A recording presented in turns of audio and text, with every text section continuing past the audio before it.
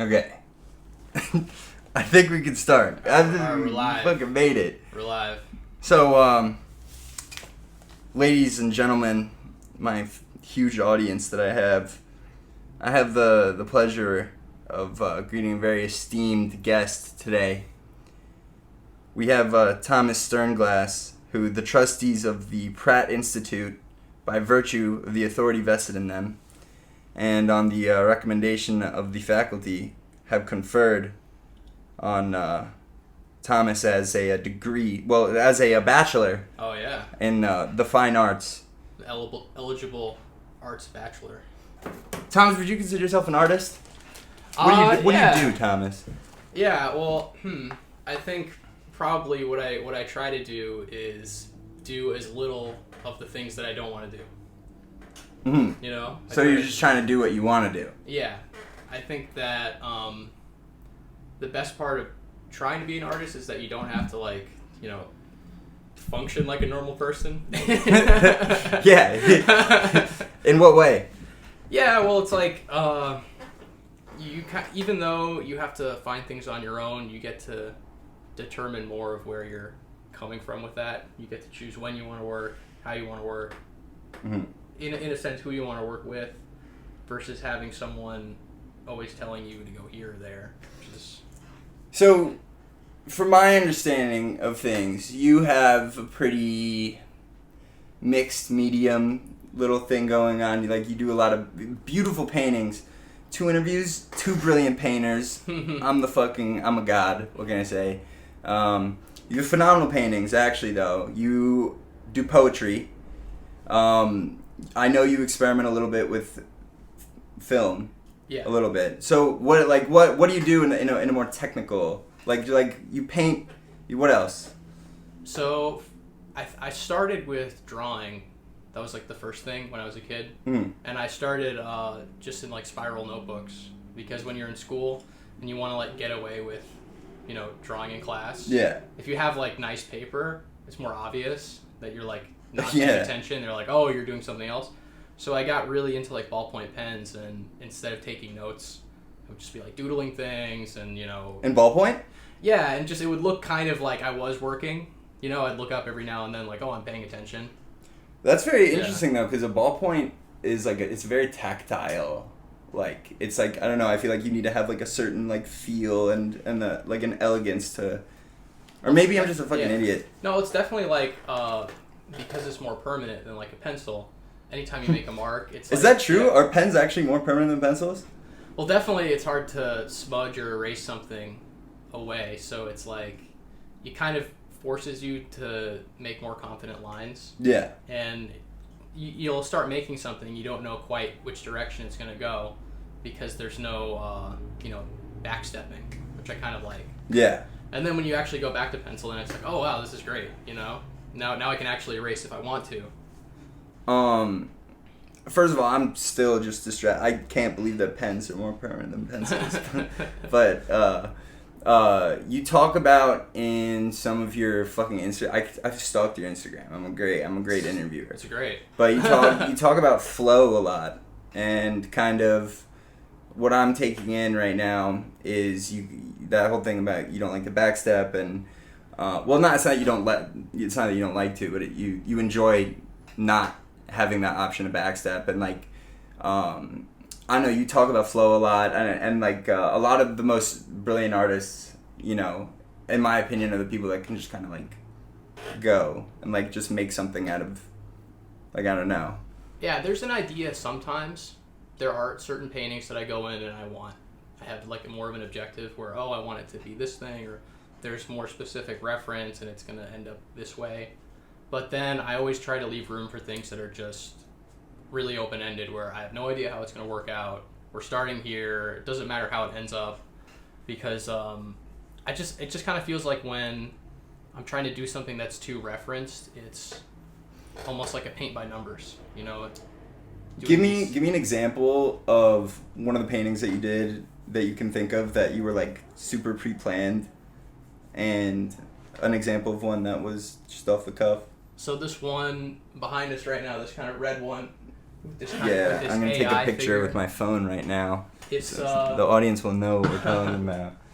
Yeah, that one was definitely there was more of a concept where I was like, I want to do a kind of AI figure, but present it in the way that like a classically religious painting would be shown.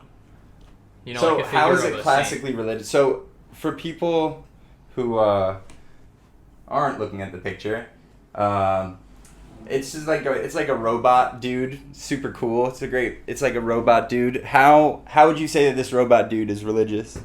I think that when you look at Renaissance painting, when they're using oil, they always have these figures that are sort of looking at you from this angle where, and you can kind of see this in like the Mona Lisa, where their eyes are at the side.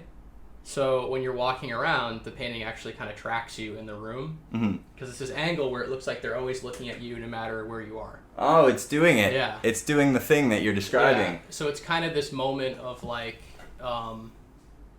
this figure, even though it's not like a real human, is trying to kind of saying, I'm intelligent. You know, I know you're there. I'm looking at the viewer. And it's just this kind of thing where these like Renaissance paintings would present people in this kind of glowing, magical way where, oh, this figure is like so important now. It could just be like a regular person wearing robes or something, but there's this, you know, halo around them and this light cast. And I wanted to kind of take something that, you know, you might see in like a tech lab that's just kind of sitting around, you know, it's so rudimentary still. Like, it's kind of AI stuff I feel is barely scratching the surface of what it's going to be in like the next like 10 or 20 years. Yeah, it's going to get crazy. But there's definitely like a glint of intelligence there in some of the ones that have like a human face, where there might be a certain point, like the Turing test, where can you really tell if it's an AI or a real person? There are two different directions that I want to go in, so I'm just going to give you both of them, and you could just choose one or do both. So the one thing that I'm thinking about is I know that you have a lot of insight. Ladies and gentlemen, the man reads, and he does have a Bachelor of the Arts. So I know you have a lot of interesting things to say and opinions on tech, but I am also interested in your referencing of religion and magic, and I wanted to ask you if you thought that your painting was magic. I think religion in my life has definitely been a present thing, whether I liked it or not. What's the religion? So my dad is Jewish, and my Jews, baby. Yeah, we got a Jew interviewing me, so gotta know. Let's go. And yes, we are in a secret club, and no, we're in a secret club, and we meet every Friday night. We discuss business and how to, you know, overthrow world economies, and I mean, why that joke is actually funny is because it's not that we're going to overthrow the world economy. We already have. It's done. That's actually a joke. I mean, I hate to be the guy that explains jokes, but so we'll continue. Though. Yeah. So my dad's Jewish. His family left, Berlin in the 30s to come to New York City, and then my mom is like, Catholic, Irish Catholic. So she's like from the Midwest, and so yeah, I did a range of like Catholic activities in Brooklyn as a kid, where I was like an altar server. I was in the church kind of. I didn't really want to go, but I mean, it was just a thing that we did. But then also doing, the Jewish holidays and learning about your history and trying to be in touch with that at whatever capacity I could. But it's like, that there's this kind of joke that, it's one thing to have like Catholic guilt, but then to have, Jewish two sides. and Catholic it's guilt. like a double. So yeah, that's rough. Yeah, I figured it out. So you're a very guilty guy. Yeah, I would say that, I'm probably on the neurotic side about a lot of things, and maybe that informs a good deal of what I'm doing. I also exist on this periphery of insanity. So I definitely understand you. But like, can we talk about neuroticism? Yeah. So what's that like? It's just a kind of distrust. And it's not that it's a bad thing to trust things, but I almost feel like it's this kind of like, epigenetics. This thing where your ancestors' past lives, what they lived may have an effect on the current generation, and people are studying this a little bit now. But it's like, potentially the past experiences of relatives before you might inform parts of your personality. And I always wonder if like the kind of joke about Jewish neuroticism is that it might come from, genes. They were neurotic for a reason. People are always trying to kill them, Yeah. So you can't unlearn that in a way. Well, also, even if you don't want to take it into the genetic aspect of things, it's like, if your parents like went through the Holocaust, like only God knows like truly how much PTSD and shit that they have, and that's gonna have ramifications on their everyday interactions and the way that they raise their children and then it's passed down to my dad. And so it doesn't even need to be a genetic thing. It's just real, it's just a fact. It's true. I'm not quite sure how it plays out or what the reason is, but it's something that's really present. So are you like just super paranoid a lot?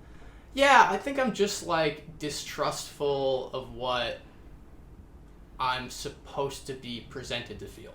Yeah. There's a kind of thing that throughout life that you're presented to feel a certain way or have a certain kind of opinion, and I just feel like when anyone wants me to feel a certain way, I take a step back and I go, why?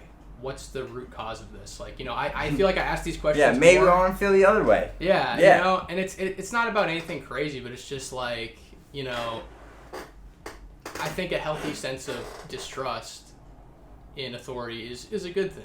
I think that's probably one of the things that actually keeps society running, is that you are looking at what's above you and trying to hold it to some kind of account.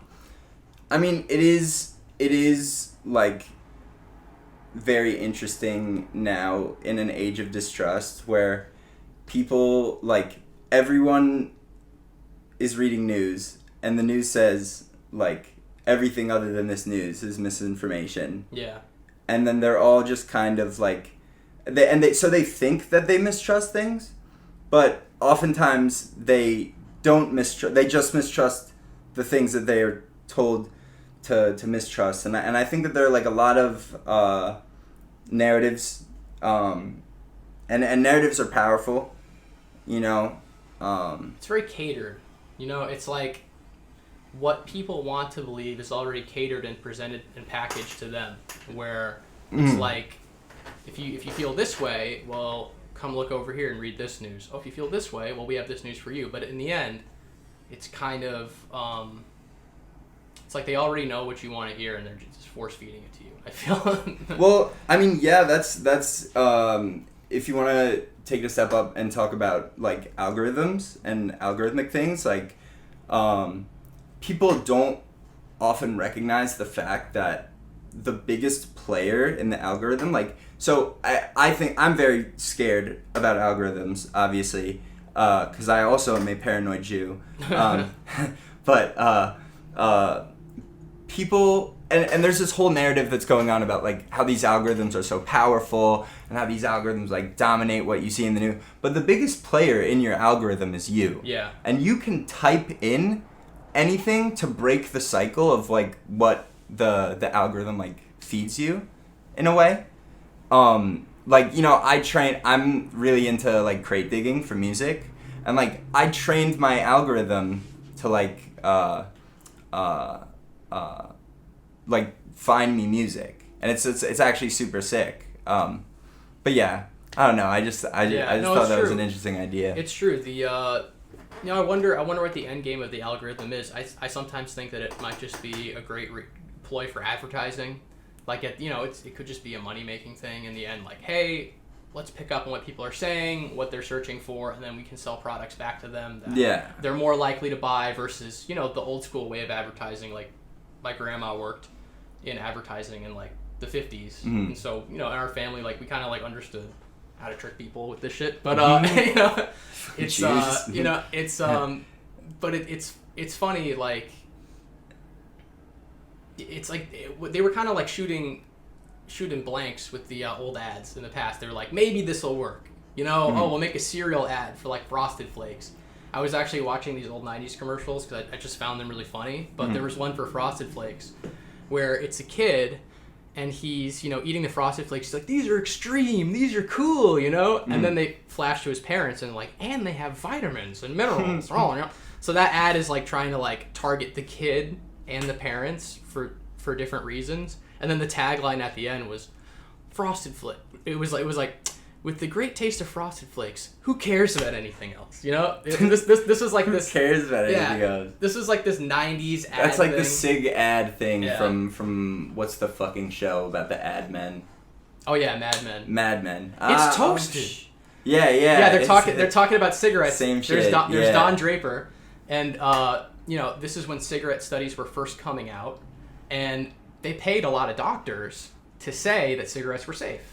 They were like, oh, let's make like a study that we curate that shows that, there's no lung damage associated with cigarettes, and then post it in like a medical journal that they bought, It's funny you say that because I was thinking earlier while you're speaking, instead of listening, I was just thinking about like something else, naturally. But it's like that Frosted Flakes shit that you were talking about when you were talking about like how they were talking about the vitamins and shit.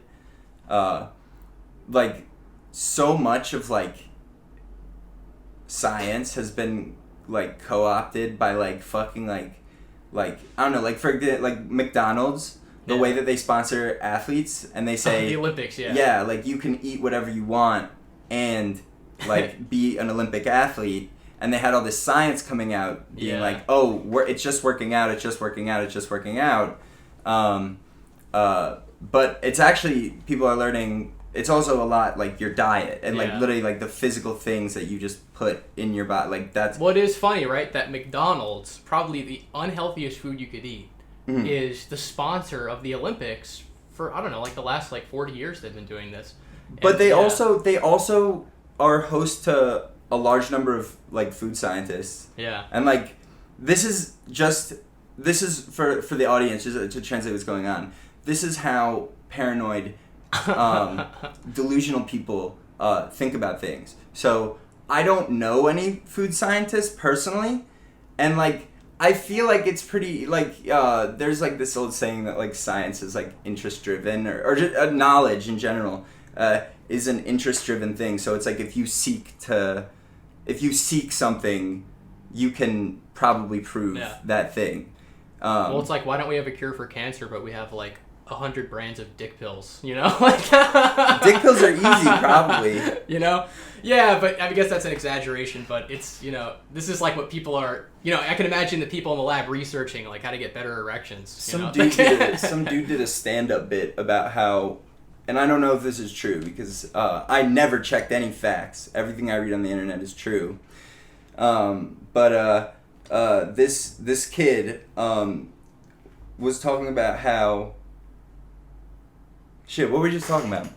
I lost it. You mentioned dick pills. Oh, yeah. So apparently every time you take a Viagra, you have like a 0.2% chance of going blind. Wow. Holy shit. Yeah, it also I hear it also can lead to, heart palpitations and brain bleeding and, because it increases your blood flow, which, makes some things work better. But, that blood flow is also going through your brain and your heart. Yeah. So, people... And if you don't have, like, the infrastructure to handle that... Yeah, so people who have a history of heart disease already or, like, they might have a compromised health, if they take that kind of thing, they could die, So it's just the type of thing, like, anything has a risk. Pretty much any kind of product or, And maybe that's the distrust in society. It's just this kind of thing of like, is this right for me? Do I want this? I mean, I think that I'm very excited to have this conversation just because I really did feel like we're on like a similar wavelength, and I think that, so personally, what I do is totally inductive reasoning, where I'm like shit. I lost it. It's gone. I'm fine. It's all right. No, oh yeah, so about it's about anxiety or something. Yeah. It's gone. You just need to see. The point is that if I lose my place, and as long as there's no dead air, then I'm good. Yeah. This is entertainment. Yeah. This is it. I like the dead air. So does your computer stall if it's let's check. Yeah, just to make sure. No Still way, running? we're in. Baby. We're Let's still go. Alright, cool. Oh, okay. So, divot question. So, what are you really scared of? I to be honest, I am afraid that the same types of things that people in my family in the past lived through personally and tried to escape, there's a potential for those things to happen again in other places. Yeah. I feel that, that fascism in the future is catered to the audience in the same way that an algorithm would, where you don't think that you're doing something fascist necessarily, but it's rewarding you for your sense of judgment. It's rewarding you for, oh, I feel like I'm doing something good. And yeah, the people who were Nazis felt like they were doing something good too, because it was presented to them that way with, nice illustrations on the posters. Like, hey, that's a great poster. Now sign up, We have it with, hey, Disney Plus. Yeah, yeah. It's just like, it's a kind of American corporate fascism that's, it's a little more cleaned up and dressed up, but it might be doing essentially the same thing. And it's more. It's the other N word that you're not supposed to say. It's the neoliberalism. Oh. Yeah, there's actually it could two be, N words. I was a Bernie guy. You were a big Bernie guy? Yeah, I wanted to believe in Bernie, and I was like excited for him. I think it was the last guy I really voted for. And then I feel like he kind of got that thing stolen from him. And oh my God! If I say that, I don't know if I'm like a thought criminal or something. But it's he would have. I don't know if he would have won, but he had a better chance. Then I gotta say this: It would have at least been a very entertaining debate. Yeah. I'm sorry, these two guys because I feel like Bernie was actually like him and Trump. So Bernie and Trump are doing a similar thing, but Trump is doing it for negative reasons. Trump is doing it. He's using the hands, the gesticulation, the funny voice, the wisecracks. Like bing bing. It's similar, and they're both New Yorkers. Yeah. But Donald Trump is the rich elite New Yorker who owns slums and shit. And he might still talk that way, but he doesn't really work for the people. And then you have Bernie, who has a similar kind of like mannerism to him, and actually also rich and elite. Yeah, rich but and at elite. least for sure he went to Three Brooklyn houses. College. Yeah, he did go to Brooklyn College. So he built it up. He started from somewhere, and but I think it's like Bernie is like using that same oratory for a positive reason. Like he like on the stages, like he would come across candid and real. Yeah. And that's why people really liked him. And people probably were into Trump because they were thinking he was being candid and real when he was cracking jokes, even though he was kind of just like in it for himself, as we can see. And but yeah, I always was thinking about the hypothetical debate between them.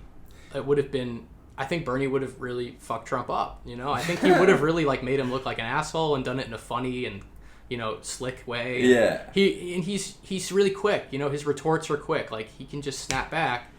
And but it was this thing where Donald Trump would hit him with a nickname. Yeah. Donald Trump would hit him with what would he be? I don't know, boring Bernie. Boring Bernie. My favorite Trump nickname is Goofy Elizabeth Warren. Yeah. Goofy. She's she's goofy. And then he hit her with Pocahontas. But there's something about the word, just the way he said goofy. Yeah. Or he had this one with Marco Rubio. Little Marco? Little Marco. And then he had a glass of water one time, and he said that Rubio was sweating on stage because he was nervous. Yeah. Which he probably was. Yeah. And so he took a glass of water during a speech. He throws it behind his back, like, psh, look, it's Rubio. Woo!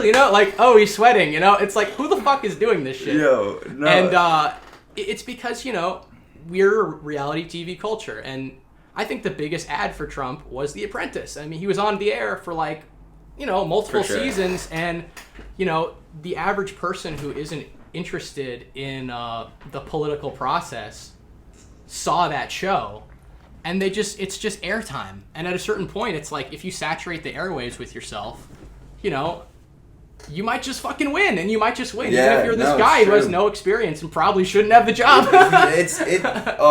I personally prescribe to the belief it's just a fucking popularity contest. Yeah.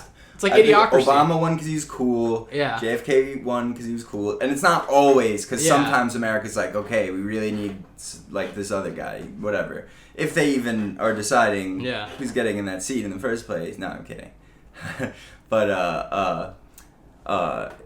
I also prescribe to the theory that if Bernie...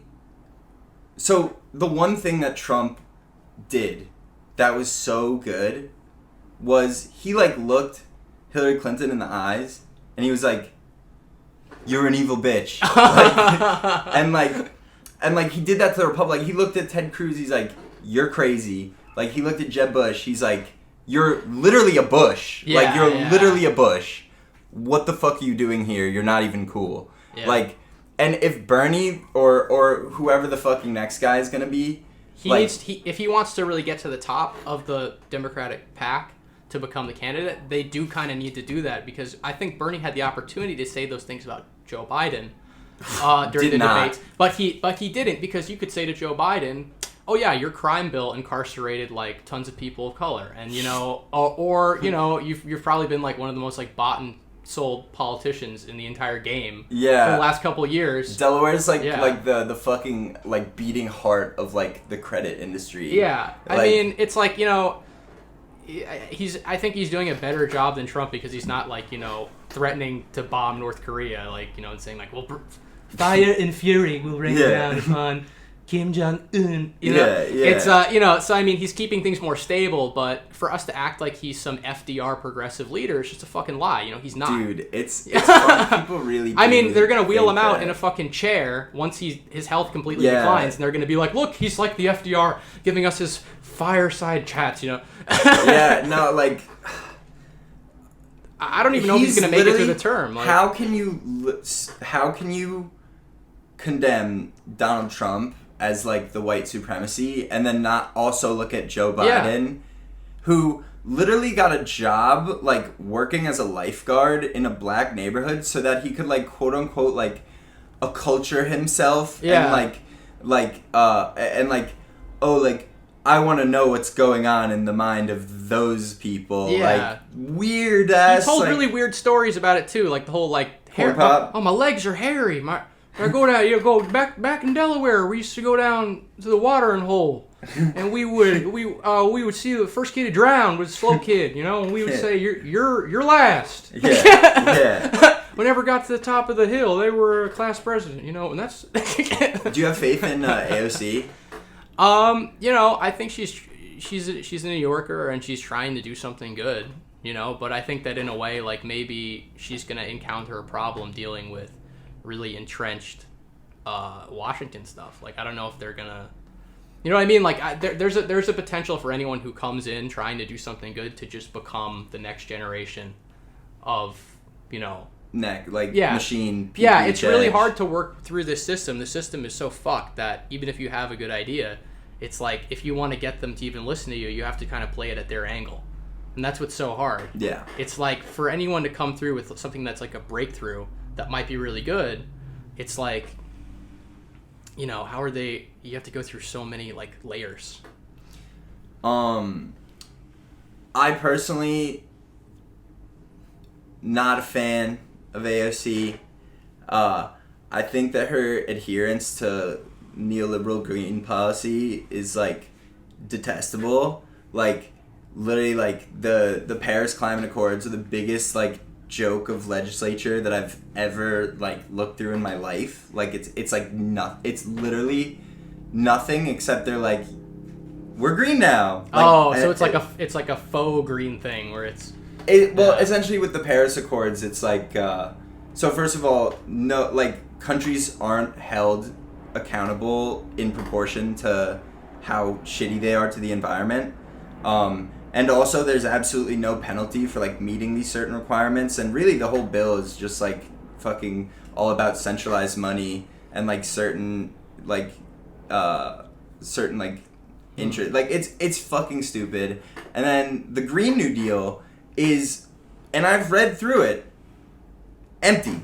Like, and I'm super with like hey, let's protect the environment, like, and on so many levels, like past global warming, right? Like, because global warming is like the quote unquote the hot issue. That's the contested the hot button one. issue. Yeah. If you fucking don't believe in global warming, like, that's cool, bro. What the fuck is going on in the oceans? Yeah. Like, what the fuck is going on with like our resources? Like, dude, like it's really like a sinking ship at this point. And then the Green New Deal is literally just like says nothing. It's trying to does just nothing. it's trying to just plug a sinking ship, in a way. I don't think it even does any like. Yeah. It's really just like, and it's literally just like, we will be green.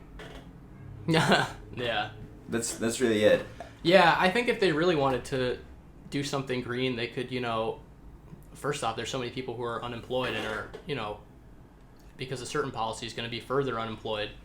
And, we really do need like a public works project the way they did with like FDR. They need some kind of thing that like, let's build an infrastructure of like solar panels somewhere, or let's like redo our roads, which are all fucked. Yeah, and our roads are fucked. And also like a lot of that clean energy that we produce would be better off if we had an efficient grid that could actually transfer it. Our like power lines are so fucking old that like all this electricity is just lost in transit that we're making. Yeah. And it's like, what's the point? It's like, for every, good amount that you make, whatever, like 30-40% of it's getting fucking lost.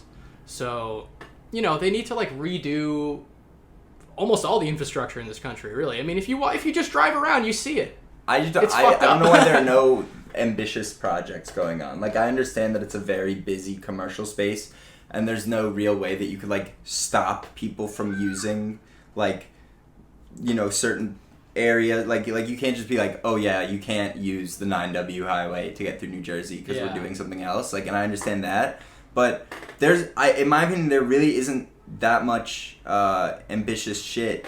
Or maybe I'm just an idiot and I haven't read about the ambitious projects like that we're doing with infrastructure. But to my knowledge, like it's literally just Jeff Bezos and his rocket. Well, if you look at like what the U.S. budget is, it's like you look at our military budget, and it's like, we're just spending all this money on fucking smart missiles. I did air quotes, and how much of those impacts and what they cost. Like, if you're just to redirect that money into our country to actually rebuild it, versus just going out and conquesting the world, for resources. Yeah. Just kind of just like our favorite thing to do. Yeah. Oh, for sure. I mean, ask anyone from South or Central America, and they will tell you all about it. Yeah, I mean, they're these companies that are like mining for certain things. They're completely destroying the environment. They're like polluting the water. There's like these rivers that are just like brown. You can't do anything. It's fucked. Yeah. It's fucked. And, as much as we want to, like, congratulate ourselves in this country for all of the, like, good social things that we're doing, I don't think there's a lot of talk that really addresses, like, the biggest thing that America really is, which is, like, this like, organism that needs to feed itself. Yeah. Like, constantly, or I actually really like that. Or it will implode, and it needs oil, it needs other natural resources, it needs minerals that people use to make smartphones. Yeah. That then they build in China. There's a 97% market monopoly over rare earth elements, which are the things that they use to build. Yeah, they have them in Afghanistan. So, people want to wonder why we're there, right? Yeah. Or those fucking poppy fields that they have people with machine guns guarding. Like, I thought it was very funny that Hillary Clinton was, like, totally silent during the whole, like, Black Lives Matter, like, George Floyd. Like, she's, like, pretty quiet on that end. And then Trump, right on the tail end of his presidency, was, or was it Biden? I don't remember which fucking... They're all the same. They're all the same. But Trump or Biden was like, oh, I think we're going to pull, like, a whole bunch of troops out of Afghanistan. And then Hillary Clinton was like, no, don't take the troops out of Afghanistan. Don't leave. No. Like she was literally like, the Afghan women. Think about the Afghan it's funny. women. They use that angle. They're like, oh, we have to protect the Afghan women. It's like, you guys never protected them. You bombed them. You know? What's the deal with now you care? You know? So I see this on news all the time. They're always posting stuff like, oh, the Taliban have moved into the city. It's like, I mean, are you guys not going to talk about how you completely destabilize the region and that's why they're there? You know, like, because these bullshit wars. Joe Biden once said, what if other countries thought that the United States meddled in their elections? That would be horrible. Yeah, which we do all the time. What do you think about like all these like dictators we installed in like South America? It's fucking crazy, and in the Middle East. It's like a pastime over here. It's like it's all baseball for Joe, you know. It's fucking crazy. I want to ask you about war beyond that because you do have a lot of war themes in your art. So I want to ask you about that. I just think that, you know, growing up in like a post 9/11 New York City is, you know, I don't even know what New York was like before that because it happened when I was like 5. Mm-hmm. And I'm not saying that I was, I'm not going to be this guy like, I was there when the fucking towers fell. I fucking remember. My fucking firefighters. No, I'm not that guy. I was a kid, you know? So I didn't know when it was going on. I was fucking watching cartoons. Like, I didn't. But, you know, as a kid growing up, then you sort of start to see, you know, the subway talking to you and telling you, if you see something suspicious, you should say something. You know, this kind of like, we have a new fear of terrorism, and then these wars happen. And while I'm like a kid playing like a video game like Ace Combat, you know, which is a game where you bomb people. Yeah. To me, I'm like, this is a fun game. Like, that's actually happening. Yeah. And so there's just this kind of like, the same thing that happened in New York City with 9/11, this like insane explosion, and the way that people still feel horrible about that like 20 years after.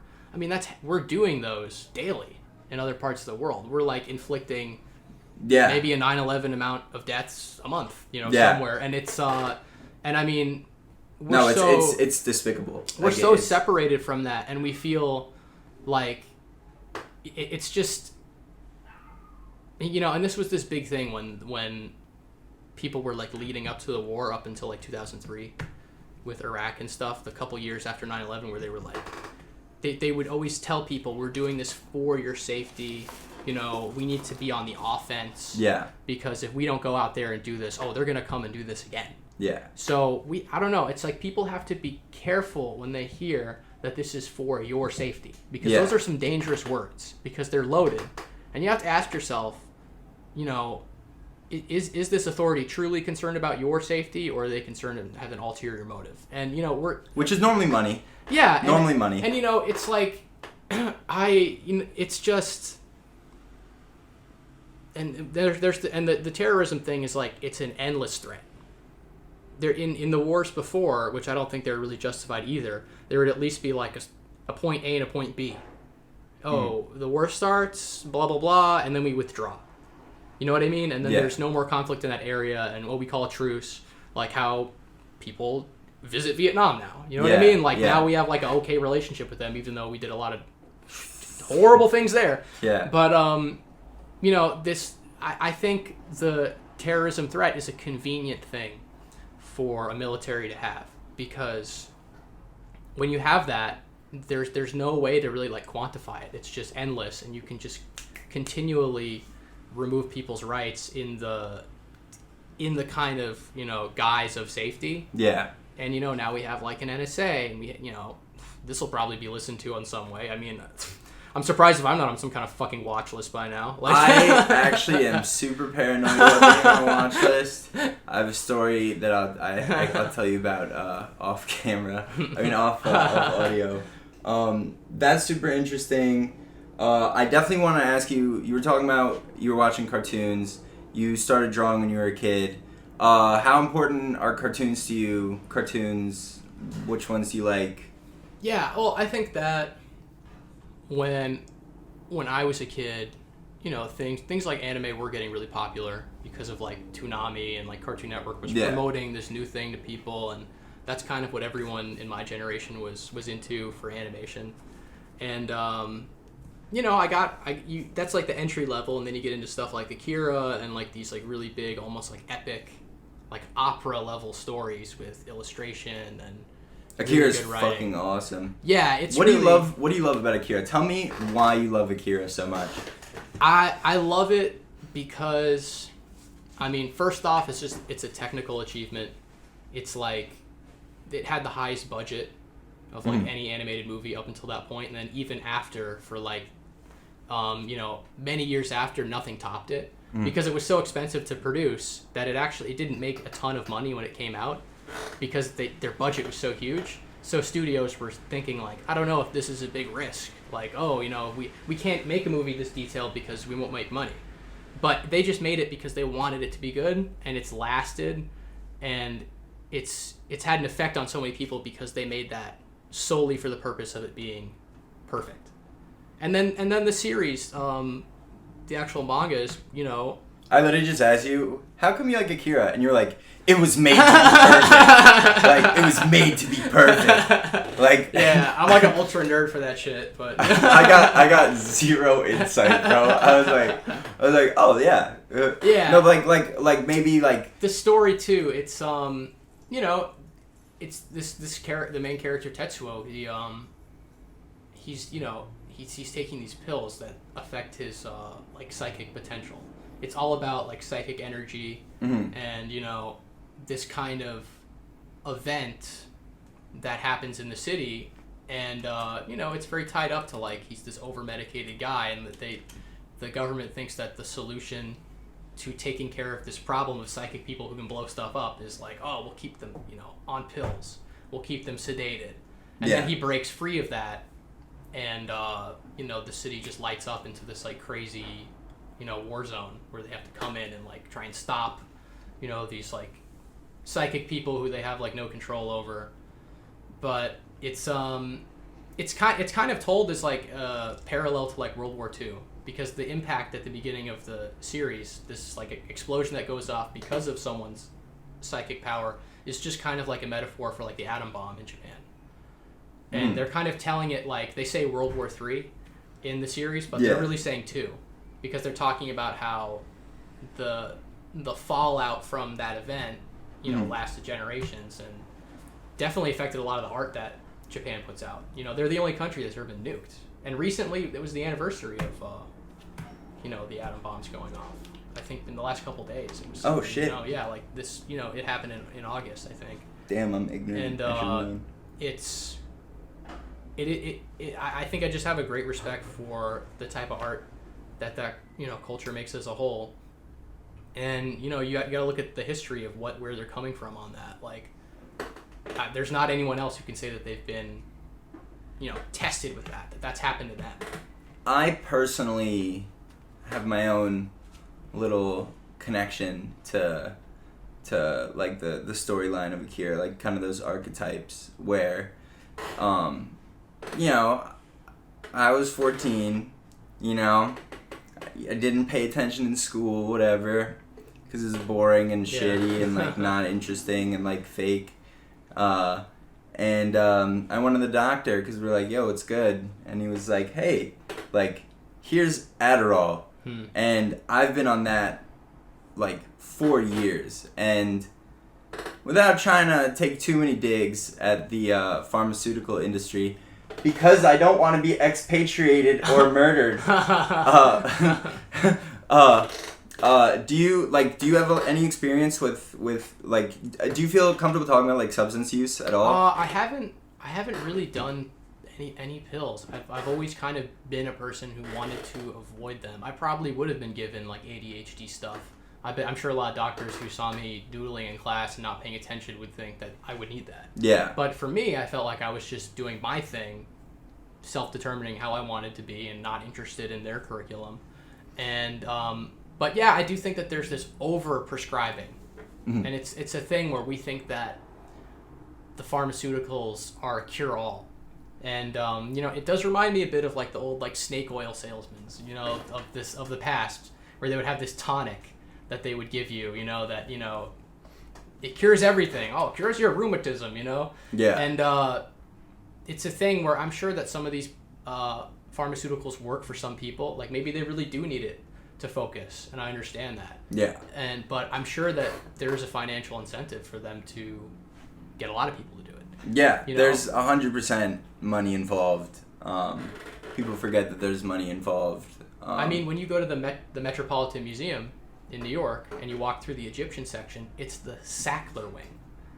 The Sackler family. Yeah. You know, huge pharmaceutical giant. Yeah. And it's a bit funny, you know, I love that museum. I love to walk through there and look at all the historical stuff. It's like, you know, one of my favorite places, but I always look at that and I go, pharma money funds the fucking Met. Yeah. You know? And also the plaza right in front is the Koch brothers plaza with the fountain. It literally says the Koch fountain, you know? You know, the KOCH. Yeah. And, you know, I think it is interesting because I feel that, I don't know, they have a lot of influence over the arts and cultural institutions that get funding.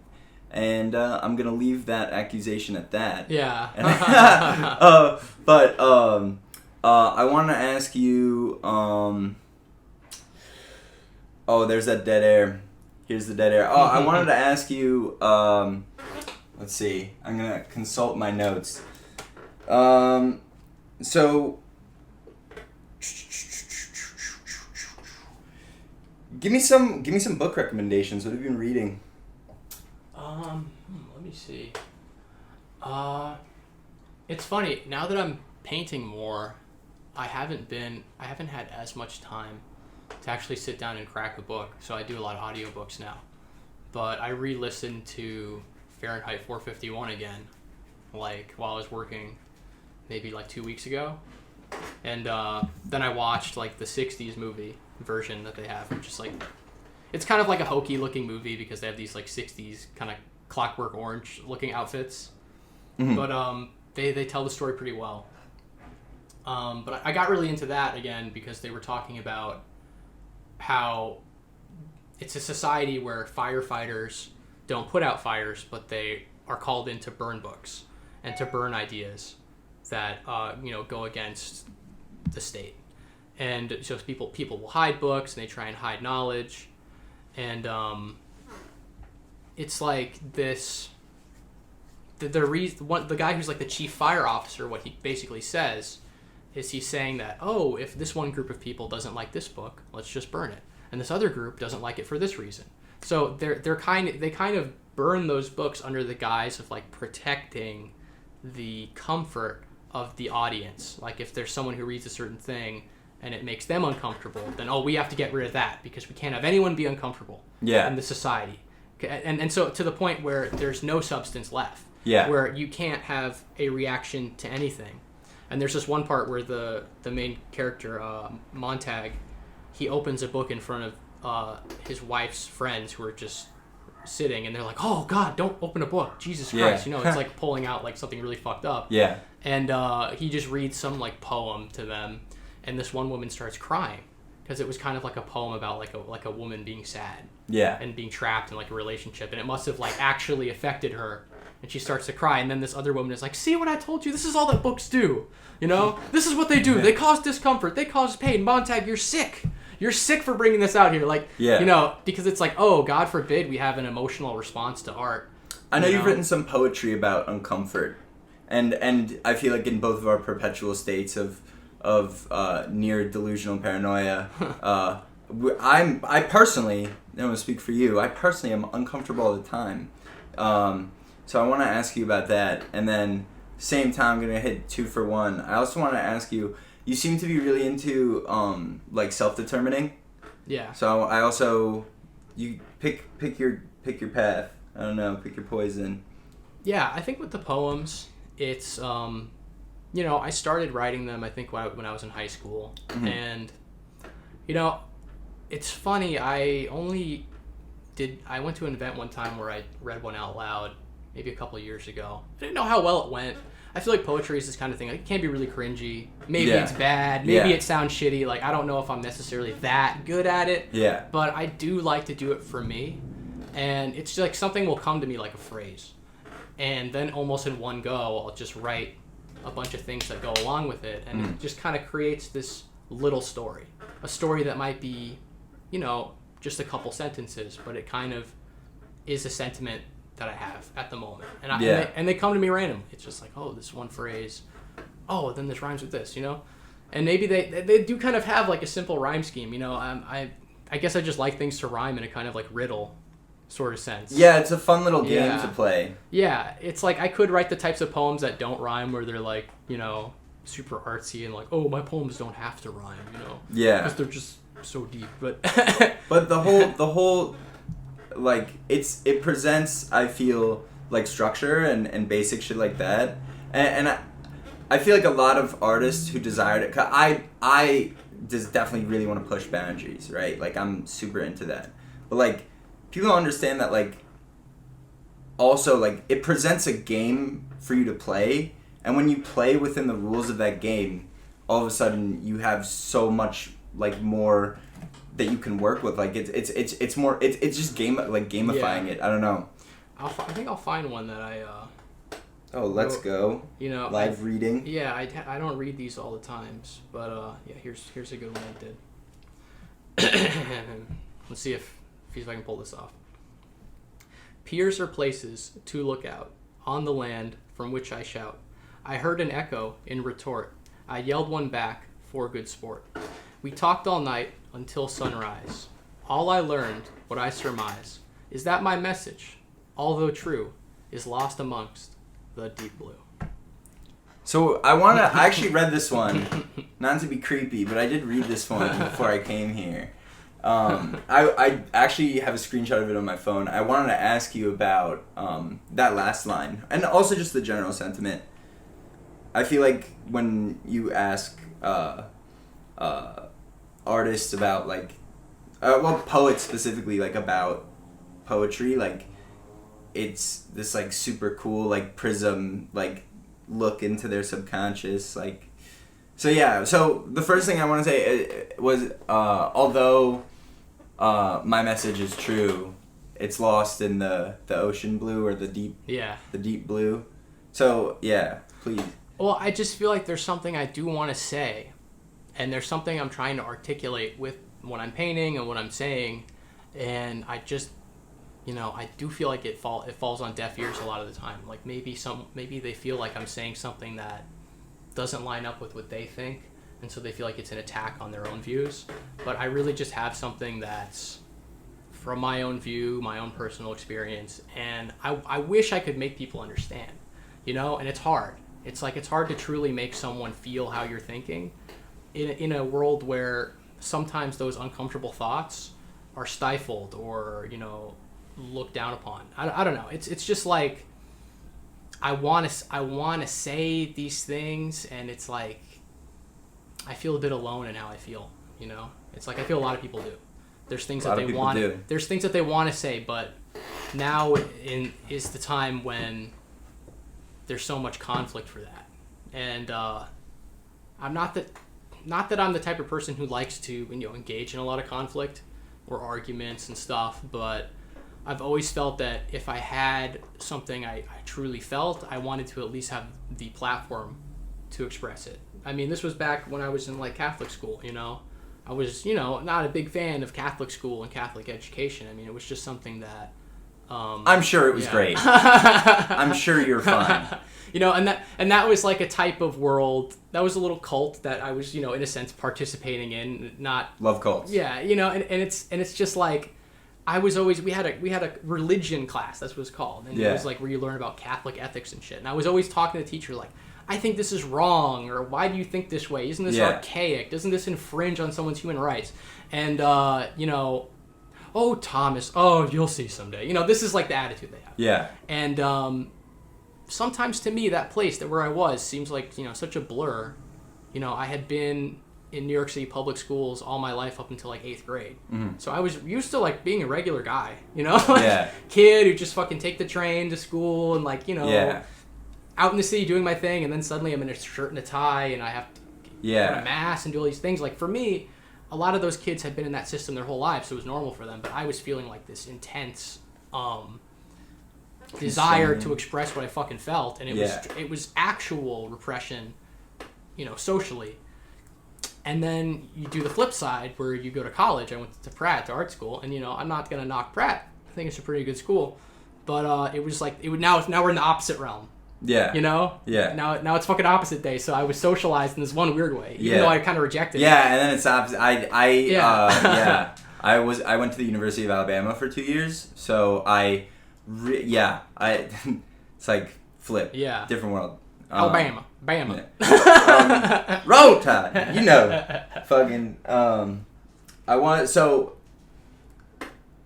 It's actually really interesting that you're describing yourself in that way, because literally like one of the first things that I wrote, like when I was in my notebook, like when I was thinking about the interview, was you were the first person, like people obviously, like when I say people, I have 2 interviews and one of them's now here.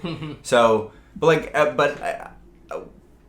people are obviously they respond positively. Everyone likes to talk and whatever, but you had like this sense of enthusiasm, right? And like I was like, I feel like you have something to say. Like you feel like you're like, fuck, like this is awesome. Like I have something to say.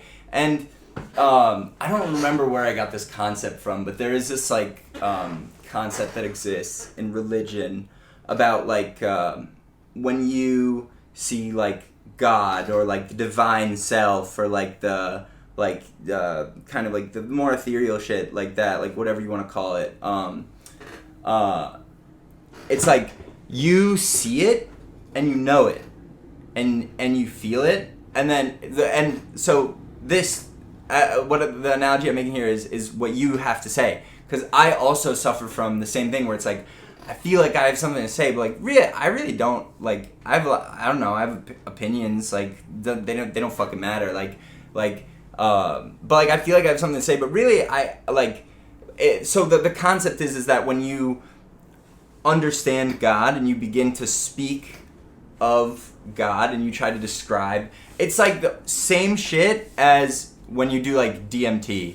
Or acid, and now we're going to the Rogan section. Yeah. Joe Rogan. I haven't done DMT. But it's kind of like if people ask you what is acid like or what is like DMT like, and you try to find the words to describe it, and you end up just sounding like an idiot. You're like, oh, what is it that you have to say? And you're like, or what's God like? And you're just like,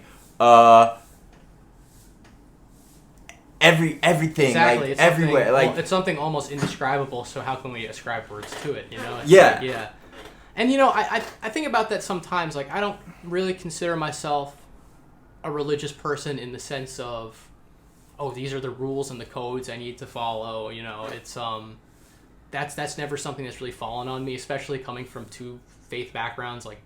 You're choosing between, so you just pick nothing. Yeah. But as always. But I do feel that there are probably things above human perception that can't really be determined. I think that we're limited in our capacity to understand.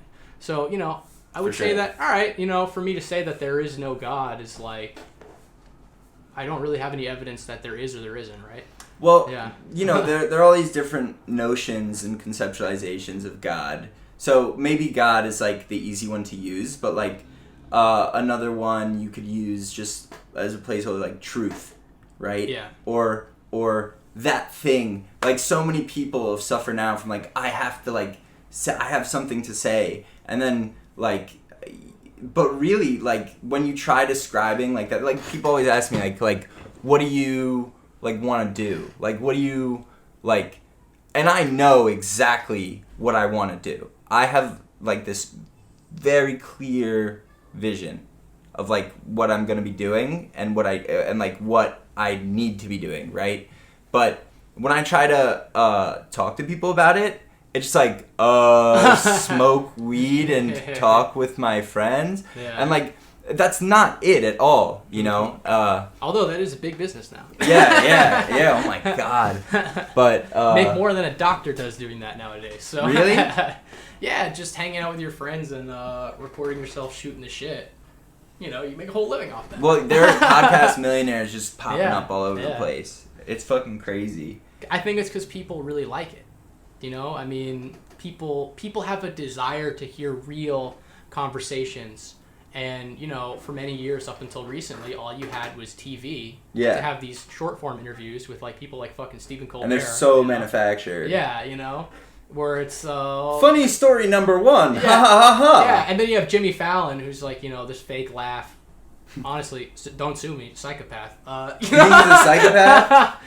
Yeah, I just feel like his eyes. I don't know. I'm just looking there. There's nothing going on.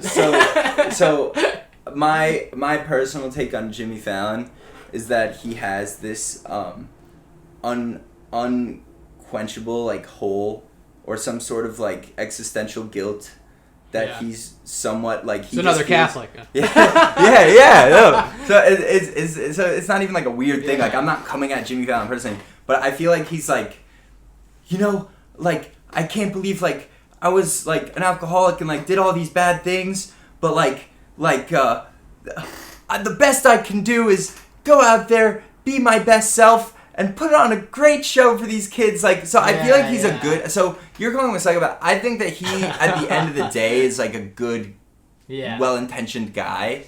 But that laugh, like, where does it come from? It can only come from a void. Yeah. It can only come from the void. Because like a real laugh is something that you can't force. It's one of the only things that you truly can't force.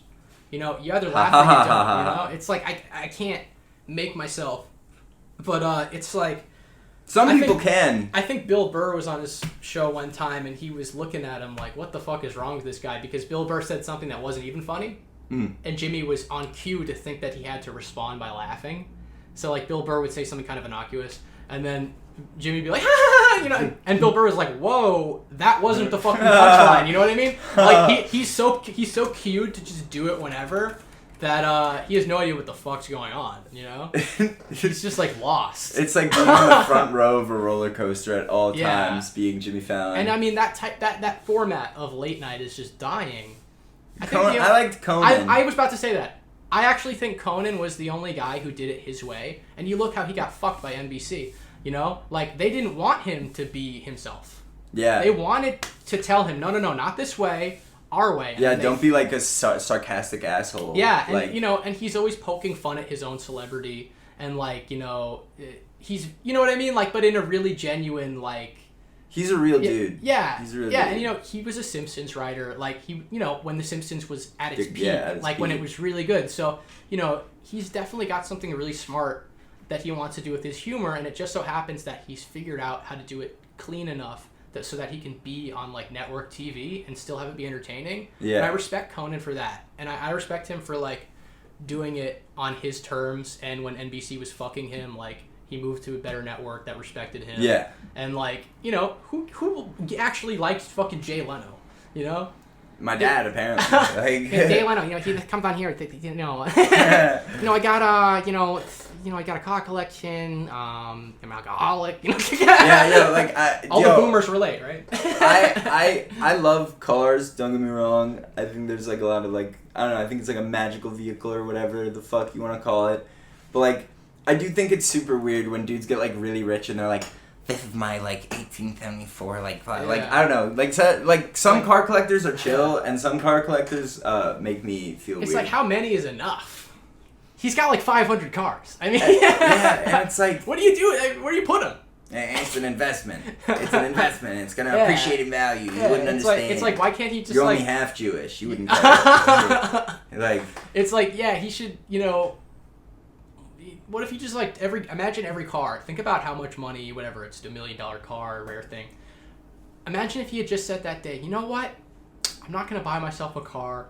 I'm gonna fund a fucking school's program or something. You know what I mean? And yeah. You know, I mean, like he probably could. Does. He could. Probably. He might, but it's just funny when I see. It's just a great way to launder money. Yeah. Yeah. Like art. Yeah. Exactly. Yeah. Which I sometimes wonder about. It's like, you know, I want to be a painter and I want to sell these things, but who knows if any of them want to deal with like a fucking freak like me, you know, who wants to talk about all this weird shit. Like I don't know if I'm exactly good for sales, you know. No, we're definitely fucking crazy.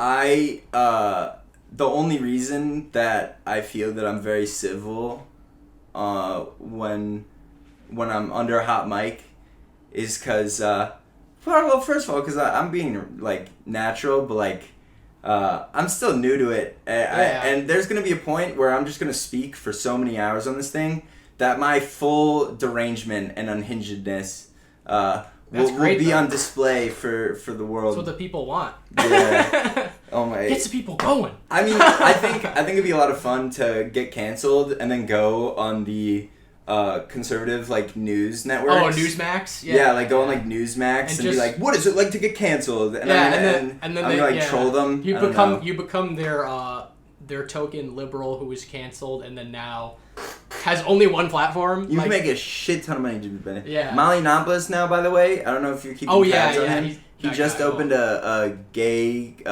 conversion camp in Florida. Yeah. Oh my god, he did this thing where he had like a wedding ring that he had for his like ex. Yeah. And he was like, "This is a $150,000 wedding ring. Yeah. I'm about to throw it into the ocean. Yeah. Oh my god. Because I am an ex-gay and I feel like this lifestyle doesn't represent me anymore." And he throws it in. I'm like, that's fucking cubic zirconium, and you know it, motherfucker. You're not gonna throw that shit out. Yeah, you're already grifting. Yeah. You're grifting as hard as you yeah. can. You're trying That's to get fake. as much grift money. Like Yeah. this is such a ploy. It's probably like a ring pop. Can I ask you? A lot of people don't know what a grifter is, and I talk about grifters a lot, and people are like, what? So, in your best attempt, could you define grifter? I think that a grifter is someone. First off, I'll say it. You can grift for any viewpoint. You can be a liberal grifter. You can be a conservative grifter. There's a grift for everyone. Yeah. Anyone can grift. But There's an excellent episode of Atlanta about grifters, by the way. That has nothing to do with anything. Please continue. And it's just like it's this thing where you're consciously putting on a front for something that you're not, and it's like in order to either get views or get some kind of brand deal or some kind of money or tap into an audience that you know will go for that. And that's back to the algorithm, like feeding people what they want to hear. So like the Milo thing, like he became the example that conservatives wanted to see about a gay guy, because conservatives who don't like gays, they want to see someone who's like ex-gay, or see, that's the guy that says you can be converted and change, so he was playing into their assumptions and getting views from that and doing college campus tours and and then there was this thing where people on the college campuses would try and shut down his speaking gig. Milo? Yeah, and it's funny because actually that made him more popular. Yeah, it made him so much more popular. I think his ideas are pretty fucking stupid, but if you're not going to let him talk and you're going to say, "Oh, he can't speak here because these ideas are wrong," blah, blah, which, they probably are wrong, but it's like you're giving him the power because now he can say, "Look, they want to shut me down." And all the people who want to go out to see him, then they believe in him even more. Yeah. Because they're like, "Oh, he's this rebel now," even though he's just saying kind of basic conservative beliefs just in a British accent, It wasn't even basic. He got pretty in depth. Yeah. He did all the basic stuff. He said some wild shit. He was a wonderful orator on freedom of speech. I thought that he actually did a very good job. There are people that I hate that I think can talk about an issue. But it's unfortunate that it's only him who's going to say it. No, first of all, absolutely. But he gets people. He got into some really niche shit. If you look at his podcast now, especially now that he's after he got quote unquote canceled, and then he actually got fucking canceled. Yeah. And when he actually got canceled, now he's speaking to. I actually really want to watch more of it because he's speaking to fucking Westboro Baptist Church. Oh my members. god! But he's with them on it. Yeah, he's with. So it's actually fun. Oh my very god. Fascinating. I would love to watch that in an ironic way and just entertainment, But not just you don't need to watch it ironically. So this is just me, and I'm kind of an oppositional guy by nature, because I'm crazy, and I just watch all of the people that I don't agree with more than the people that I agree with them. Yeah. I spend so much time, in the past, Steven Crowder, Ben Shapiro, literally Ben Shapiro. because first of all, it's fucking hilarious. Yeah. and second of all, like, you know, it's just the most like.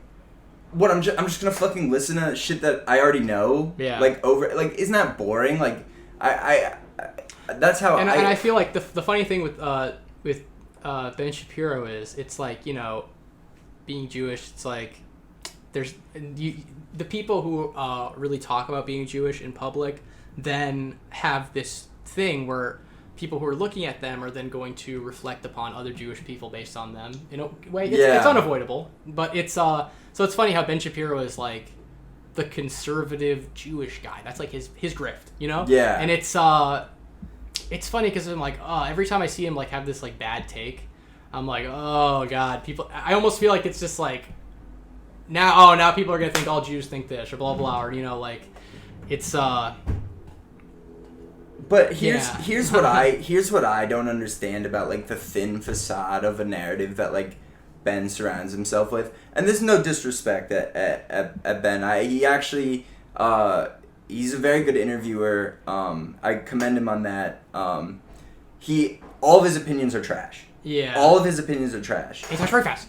And because I talk fast, I can talk faster than you. So I had to say something nice about Ben. I do think he's actually a very good interviewer. I just watch him talk about his faith and like his perspective behind it with fucking Russell Brand, because this is the world that we live in. Oh yeah, Russell Brand is like a big YouTube guy now. Yeah, and they had an interview about faith that I thought was actually very interesting, because I'm like, it's like watching the pieces on the board, like, yeah, you know, like. And at least Russell, like, is trying to reach across the aisle to try and, like, talk to these guys. And he doesn't think like him at all or agree with him, but he's trying to at least let the conversation happen. Well, it's not just... He's trying to understand him. Yeah. And he's trying to, like... And that's the thing, like, how... I lived in Alabama, bro. Like,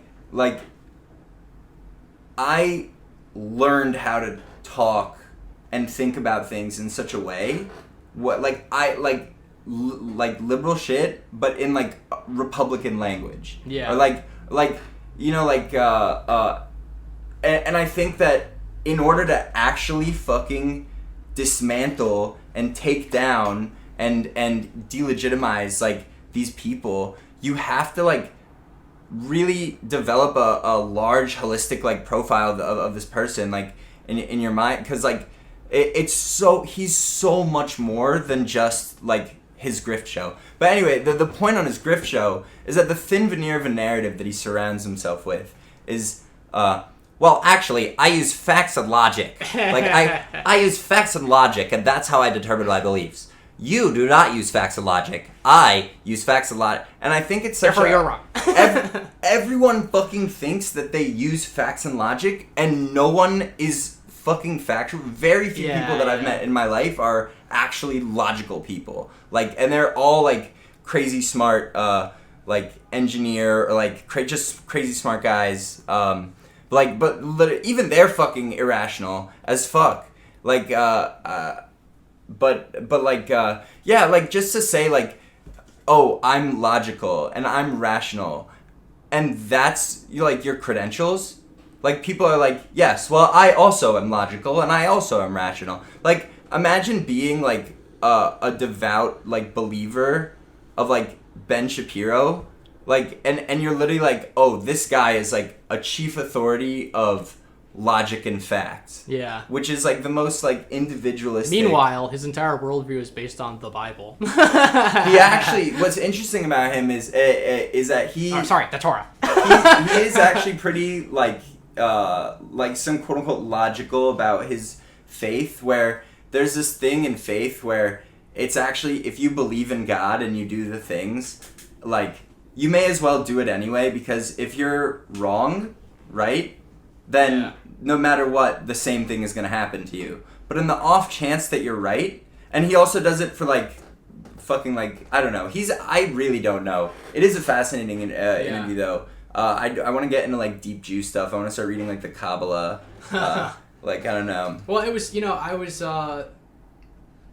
would go to like some of the high holy days and stuff with like my dad in Brooklyn Heights, That's the extent of our Jewish goings about doing the actual like ceremonies. And it's funny, like the difference between Catholic Church and like a Jewish service is Catholic Church is all about you fucked up. This is why you fucked up. You can't get better. Yeah. You're always fucked. Yeah. And the more you come back, and even if you confess, you're gonna sin again. You know, it's like an endless cycle of sin. It's a bit like the video game Final Fantasy X, with sin is actually the enemy in that. Yeah. It's like a giant monster called sin, and that's just Japan talking about Catholics. But you go to a Jewish service, and it's like, at least the ones that I go to, like a Reform one, so they're like, they're not like strict or anything. But they would just talk about like, this is the time for forgiveness. It's like the complete opposite angle. It's like, you gotta go, and when you have to forgive someone as a Jew, like as a Catholic, they give you a rosary and they say this fucking prayer, and then you can go out and keep running numbers and then come back. Well, I do think that there's actually a very fascinating thing about Catholicism, where it's kind of like, it's like some fucking hustler shit, where it's like, you go out into the fucking scary world, you do what the fuck you need to do. Like, imagine being in the fucking medieval times, and you're some fucking villager, like your sister just fucking died, who knows the fuck why. You think it's because it's like Satan. And it's some shit like, go out in the world, you're gonna fucking sin. You're gonna do all this crazy shit. It's fine, just come, say the prayer, we'll forgive you, we understand.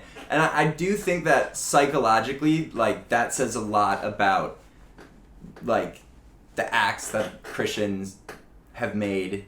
It's also this thing of, there was a time, especially in, like, Renaissance Italy, with indulgences. And it was where if you sinned, there was a monetary substitute for the sin, like a tax. And so I almost think, like, all these sins that are tacked on to being Catholic are like a tax code, where it's like, hey, you fucked up here, pay this. Oh, blah, blah, blah. And it's just this, like, when you look at how the Roman Empire fell, and that was the organizing factor of society, was the Roman government.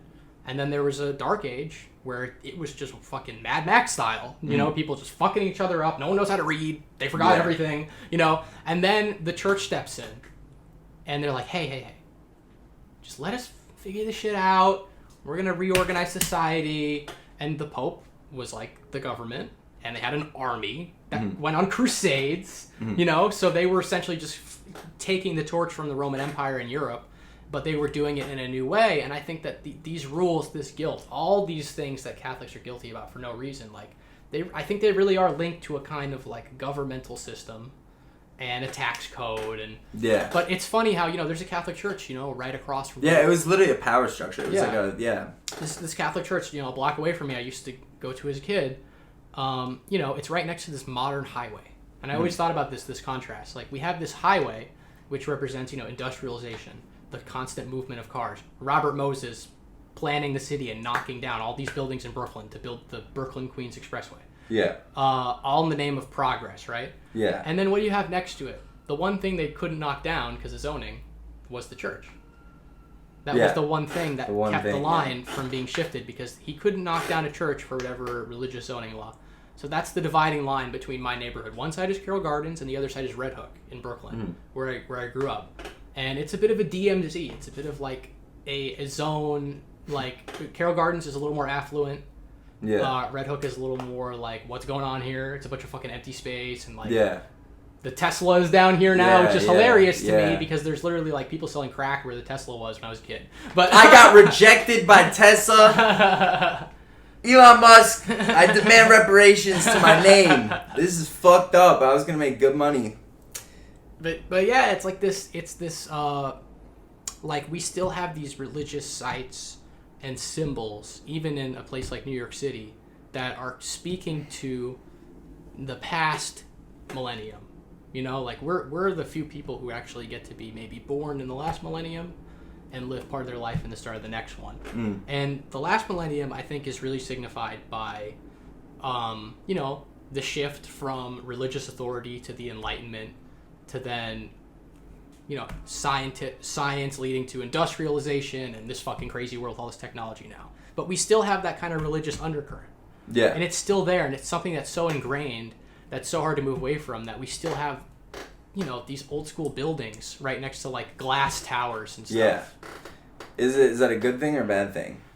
I think it says that people do want to hold on to something. It's just a question of what they're really holding on to. Do you believe in God? I think I fluctuate. I sometimes things happen to me where I'm like, I meet someone or I'm in a certain place and there's just something that's a little like, huh. I do have little aha moments. And I don't know if that could necessarily be ascribed to God or some kind of, outside of human perception force that might be completely scientifically explainable. You have a piece of art called Singularity. Is that at all related to what does singularity mean to you? Well, there's that Ray Kurzweil thing about like the singularity is near, and it's just kind of talking about our integration with technology. And like right now we have phones in our pocket, and that's attached to us in a sense because we bring them everywhere to do everything. And in our society now, it's becoming even more important to have your phone, or you won't have access to certain places in New York City. But it's like, so we're being tied to our phone. The only difference is that it's not directly in our body. Right now, it's just on your Yeah, I also think that in terms of consciousness, I think that this is my opinion. This is a Tim Dillon take when he was on Lex Fridman's podcast, but it's basically how like, especially like in the wave of TikTok, which is like the most powerful, like complex algorithm that's like ever been introduced to people like on their phones. Like, kind of people are being boxed into like this algorithm. The algorithm, they present an identity to the algorithm. The algorithm reflects an identity back to them, and then they just kind of manifest like that. Yeah. And I think that it's actually very interesting because not just are people becoming a part of their phone and phones are becoming a part. Well, first of all, it's like extended memory. Yeah. Right? It's extended memory. How much time do you spend fucking buffering? You're loading. Like, your computer's a better machine because you're scrolling through pictures going, which one is the one from the Christmas party? Like, but also, we're kind of, I think that a lot of people are being guided by, there's a really, do you know Yes, the band? Yeah. Yeah, they have a really sick song, Machine Messiah, and it's like mindless controller, and it's about like, I don't know, it's fucking sick song, but like I kind of imagine it in like that, where kind of so we have collective consciousness, the collective imagination, like, archetype, like whatever the fuck, right? All of a sudden, like, all of the collective imagination is gonna mesh with AI. It already has. Like... Yeah. And the AI is one of the biggest driving forces in... well, not the AI. I don't want to call it the AI, but like... The Facebook. Yeah. The Google. No, we're gonna be murdered for name dropping Facebook and Google. Yeah. This is America 2021, motherfucker. You put your life on the line every day. Unless you really love Hillary Clinton, and if you do, then respect be to you. Bless your heart. Hill dog, yeah. Hill dog. I actually met her when I was a kid. What? Yeah. My dad met Bill in an airport. There's a picture I can find sometime, but she went to my preschool because she was running for like senator in New York, I think. Running errands? I mean, for senator? No, I'm kidding. And so she was like visiting the preschools, looking for some baby's blood, so there's a picture of her raising her hand up to like high five me, and she has this kind of like toothy grin, like ha, like kind of like, and then I'm like a little baby, my mom's holding me, and I'm like, but it's funny, like I find that I was, just millimeters away from. Was that a life-changing experience? It's funny. I was like 3. Maybe so that's why you're crazy. I don't even know, but maybe she like psychically attacked me somehow, or she was like, she psychically attacked you. Imagine she says to my mom, she's like, I have this friend Jeffrey, your son would be great to take a tour of his island. Yeah. Oh my god. Would you be interested in something like that? It's like a summer camp, your kids get away from your kids. Everyone wants to do that. Wait. I have another question I want to ask, and then maybe one more, and then we'll bring in a wrap. Yeah. So I want to ask you about New York and what it means to you. You're born and raised in Red Hook, which is a nice little neighborhood in Brooklyn. It's a nice spot. But what does New York mean to you? Does New York have a soul? Does it still have that soul? I think that the New York that I knew when I was growing up, that I enjoyed, where you were free to go wherever you want at any time of day and be who you wanted to be, really, and have these great public spaces where you could interact with people, is dying for sure. And people are just in their own bubbles now. Yeah, and it's now, it's like we're just seeing the end of that era. Like, whatever New York was advertised to us as, you'd see Home Alone, Lost in New York. That's a lot of people who wouldn't live here. That's a media that would show them, oh, this is the city, right? Yeah. And people were sold a kind of like rose-tinted version of New York that's very different from the actual fact. Oh, you mean the corporate spaces of New York? Like, dude. Like FAO Schwartz and all that shit. So many people I know that they saw live Friends. in Kips Bay and live in what's the other one right next to Kips Bay? It's on the east side. Murray Hill, Kips Bay, they literally they come to New York, and to them it's just this beautiful vessel through which they can experience brunch. In different ways. Yeah, no, for sure. And they're not, it's like, and if you were to take their brunch away from them, if you were to threaten that they couldn't go to brunch, or they couldn't go to a club, or they can't enter here for this reason now, I mean, their world would end. That's the thing about a certain type of person that moves here. And New York is a city that's had people move to it over the years. Essentially everyone here is an immigrant in New York except for someone who's a native. Yeah. An actual native who we just stole this shit from. Yeah. But it's even my ancestors, they might have been here a little bit longer, but they still just came here. So it's so I can't really say who is, allowed to be here or not. It's always been a place of transit. Yeah. But, that transit is about to be very limited. And we're about to be checked and screened and monitored and unable to just do the best thing about New York, which is just go outside and say, I don't know what to do today. I could do anything. You're 100%. There's still you're on the nose. There's still a few places. Like the other day, I went with my roommate Josie. You need to meet Josie. He's a brilliant artist. He draws a lot of crazy dicks and I hate pinholing him like this, but when I explain his art to people, I'm he has a picture of a person with a dick, and then on the balls of that dick is a pussy.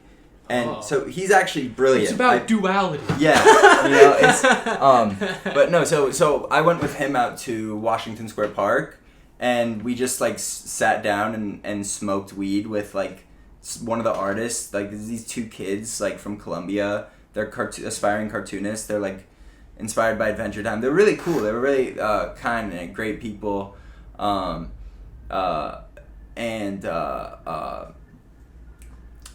We just went to a public place. We were I don't really know what we're gonna do. We made random friends, and so there are still little vestiges of that. But I also think just in real life and in general, because everyone's kind of in their little pocket dimension, when they're on their phones, and people forget to look around and be oh, this people can't see me. I'm looking at my hand as though there's a phone in my hand. This is not the world. This isn't the real world. And you look around you. The last time that you would look on the train and see people not totally looking on their phones, I used to go to middle school in Coney Island, and I would take the F train all the way to the last stop, and it was the era where you still had kind of flip cell phones. Mm-hmm. And so people would have a cell phone to text and stuff, but you put it away when you're not using it. Yeah. And so people would be on the train, fucking around, joking around, like talking to each other, and maybe someone be reading the newspaper or a book, or they're just sitting. They're just sitting and just waiting and watching things pass through the window on the elevated Brooklyn train where you can see you're going through buildings, it's not in a tunnel. You're above ground looking at shit. And those moments of my life as a kid taking the train for sometimes an hour out into Brooklyn were some of the like really contemplative moments that maybe are being lost on people. And maybe a generation of kids who might take that same train ride I did to go to that school are on their phone the whole time, and they're not really like experiencing that ride. Because for me, as like a 6th grader who's like fucking 11, who's taking the train alone, like it was like my fucking like Pokemon trainer journey where it's like, you know what I mean, I'm out in the world doing my fucking thing. Like a lot of crazy shit probably could happen to me because I was pretty defenseless, but it didn't. I learned how to be like navigate the world at a really young age rather than being in a school bus. And I was more aware and had my perception about me, and honestly to stay safe and do that the whole time, I feel like I had to be clear, had to be seeing around me instead of just looking down. There's so much like lack nowadays of, and I don't know if this isn't like a phrase, I'm just gonna call you like, for absence of a better phrase, like unscripted conversation. Like all I want to do is go out in the world and just like talk to people, and like so I personally, like, I experience that, like, and I have those interactions a lot, and all of a sudden, since I started doing that, I started like perceiving that it's not a normal thing that people do anymore. Yeah. Like, just to talk to a stranger. Like, people come up to me all the time, like, and like I attract crazies. Like, literally yeah, me too. crazies. So the fact that you're sitting here with me does not bode well for you. Like, but like, people come up to me all the time. They try to put me in cults, and like, people like all the like, I don't know. They talk to me. I'm God. Like, I'm like. There was a guy that came up to me on the subway once, and he was wearing the most ornate leather New York Yankees jacket. It was like out of a fucking movie. Probably sweating like crazy. Yeah, definitely sweating like crazy. That is funny. And he had like, it was all over the jacket were like all these different New York Yankees logos and like different like stitches, and it was a beautiful jacket. And he came up to me and he smelled like shit, and he told me that he was God. And most people now, I feel, have a knee-jerk reaction of like, ew, don't talk to me. Like, but I always talk to those people. I love it. And maybe that's just because I'm a dude, so I don't need to be physically threatened by people. Yeah. Like, so maybe I'm just kind of being like, I'm just like mansplaining or whatever the fuck you want to call it. Like, but like, I feel that people really are scared of that shit now.